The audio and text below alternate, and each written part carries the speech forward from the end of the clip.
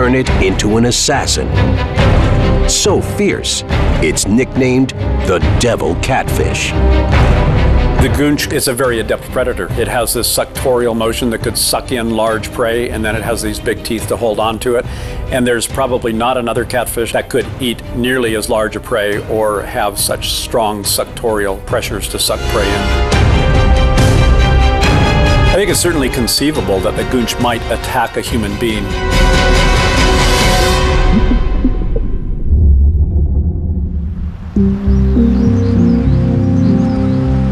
2 p.m. Bikisane. From raft back to hired jeep, Jakub arrives in time to meet fishing guide Vinay Badola.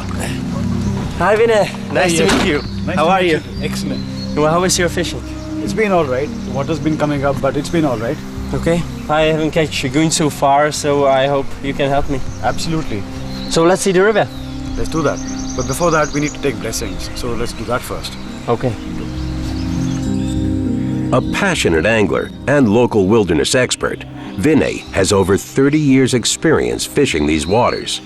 As a professional guide, Vinay's led many foreign anglers to the region's biggest fish. He's also one of the few people on Earth who studied the fabled goonch firsthand. The team heads first to the local ashram.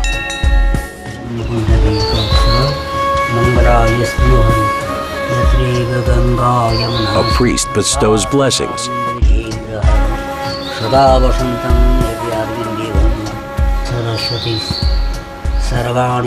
Jakub hopes this holy place will bring him luck and entice the river to give up an adversary with a frightening reputation.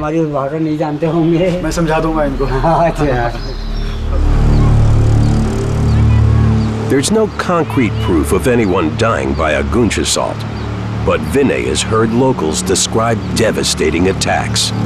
I know of a boy which got taken by a fish in the Kali River, and I've spoken to the boy's mother. She is still in a state of shock. The late 1980s. A local mother's young son splashes in the river shallows until something strikes from below. Pulled under, the boy disappears, never seen again.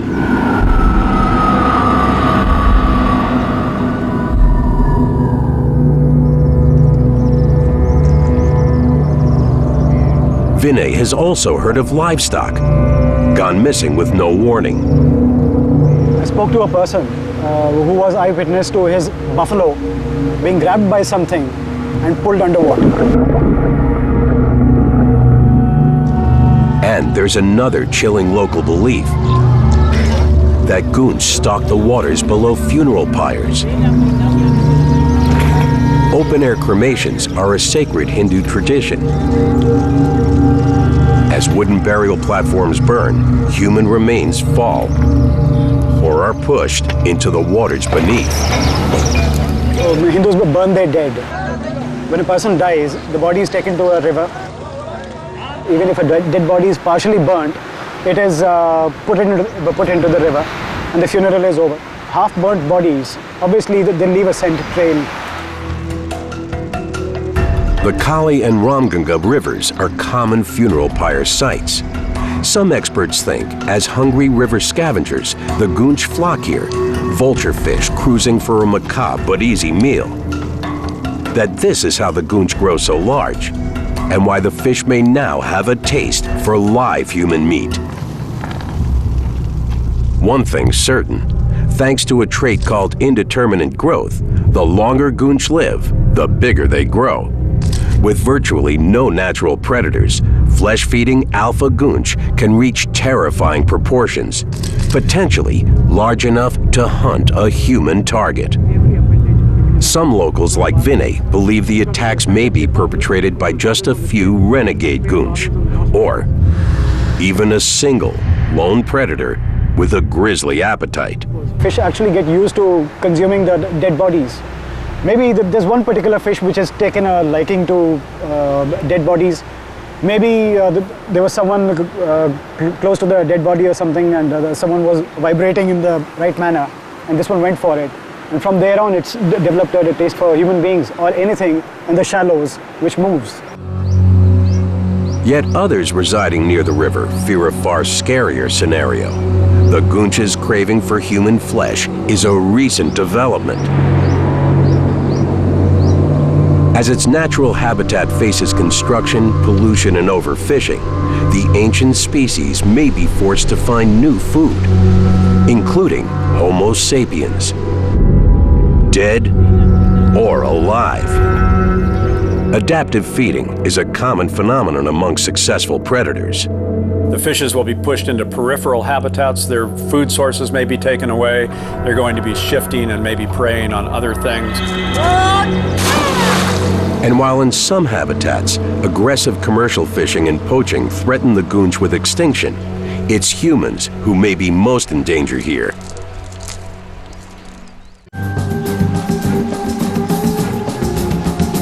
"3 p.m.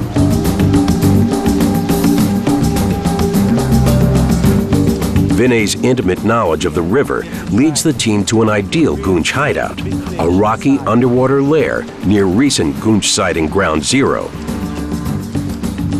Wow, this pool looks really great. Let's try it, yeah.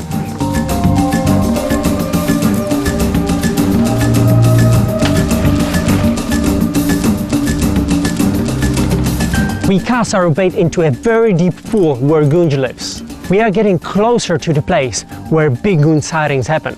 I'm so excited to catch this fish, big enough to eat a human. But something is definitely tasting the fish. Yes. Very strange. It's not current because otherwise it would move left or right, but not towards us. Maybe eels, big eels. Maybe. No. Did you see it? Towards us. Already it's 3 or 4 times, you know? Yeah.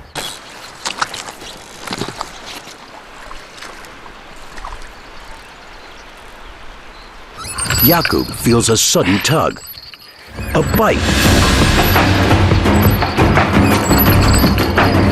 The powerful fish pulls hard against his line. I'm reeling as fast as I can. I'm praying it's a big goonch, but the water is murky. I'm thinking it can be something else. But I'm so excited to see the giant devil catfish. I just want to get it in as fast as I can. The fighting whopper is surprisingly strong. In muddy waters, Jakub has no way of knowing what's on the end of his line. At any moment, the angler fears his line might snap under pressure. He gives a strong tug and gets the fish to the surface. Beautiful, Masha. It's no goonch, but it is one of the most coveted freshwater fish on Earth. Beautiful. A golden mahseer. I didn't expect to catch masha. The bait was there for the goonch, and I'm using strong steel wire and 2 big single hooks. So I really didn't expect that, but it's a beautiful fish. I'm very happy about it. Well, if you hold the fish. Now, with the fish on shore, Jakub reaches in to remove the hook. Yeah, I'm trying to get the hook. Yeah, that's it. Before releasing the fish, the angler wants to examine his first ever mahseer conquest and the first catch of the Ramganga expedition. Pure gold. Marked by colorful fins, puckered mouths, and golden scales, golden mahseer are primarily found in these Himalayan waters. One of the world's largest carp, they're able to reach nearly 3 meters, weighing 68 kilos. Prized for their size, unique beauty, and power, for experienced anglers, mighty mahseer are some of the toughest freshwater contenders.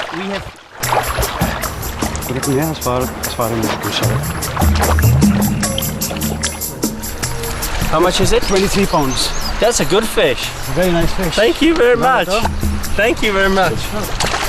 Jakub guides the mahseer back to open water. It's not a goonch, but I'm extremely happy that I can release this beautiful fish. Pure gold. Goodbye. See you next time.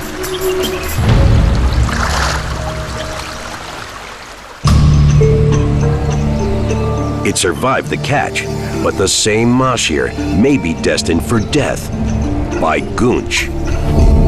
The goonch is physically capable of eating large prey because it itself is large.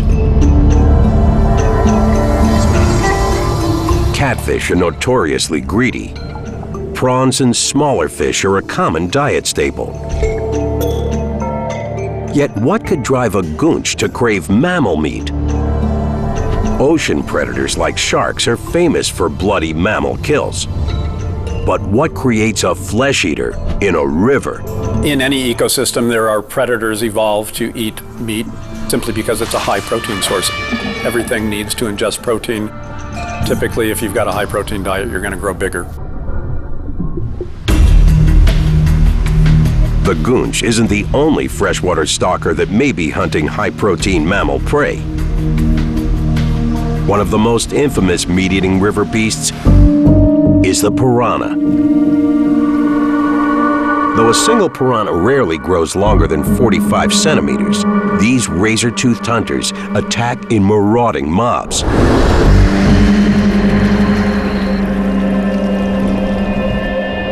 Deadly packs are known to strip the meat off big kills in minutes, leaving only bones behind. The piranha is special for the flesh-eating habits, basically, and its ability to take chunks of meat out of its prey. It has these very specialized teeth, triangular-shaped teeth with sharp edges that are very good at cutting into things and taking chunks out of them. Jakub is no stranger to flesh-eating piranha.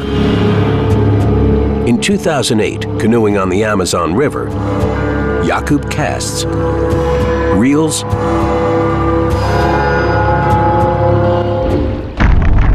and gets a strike. An aggressive fish whips and flails across the surface. A piranha. Getting it in the boat, Jakub tries to show the camera his catch's dagger teeth. But the fish snaps, tearing into Jakub's hand. The cut's deep, proof of a piranha's power. It's a bloody tangle with a flesh-eater's instinct for self-defense. Yet when it comes to devil catfish, Jakub wonders, when goonch attack, are they defending or hunting? Back at the Ramganga, day 2, 8 a.m. After searching for 2 days, Jakub is determined to snare a goonch. You see the place over there, you know, the small stream? Changing tactics, the angler scans the water for the perfect spot to drop his rock-weighted bait by hand. An underwater nook where goonch like to hunt. Okay, let's go. I just need to organize myself, stone, bait, and swim.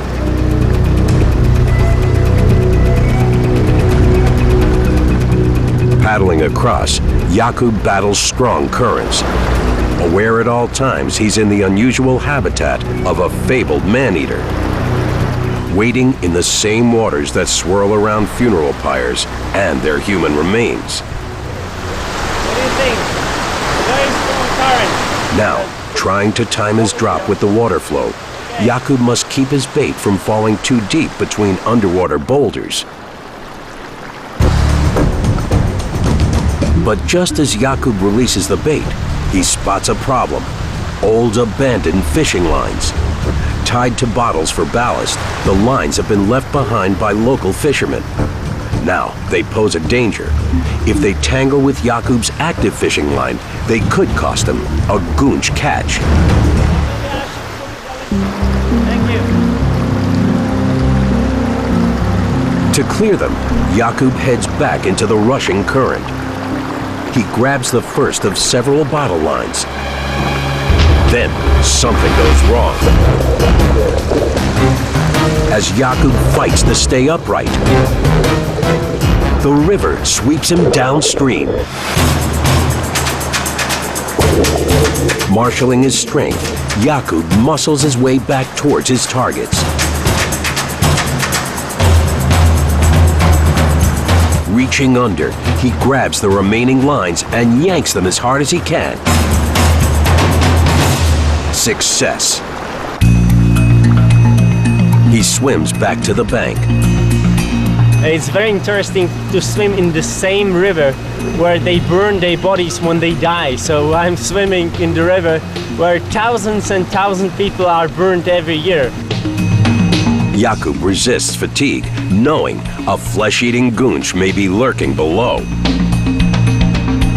He hopes his weighted bait has landed near a river lair where goonch hunt, kill, and feed. I can tell you the current is quite strong. I hope we can catch this fish. Deep in goonch territory, Jakub may only truly be safe on dry land.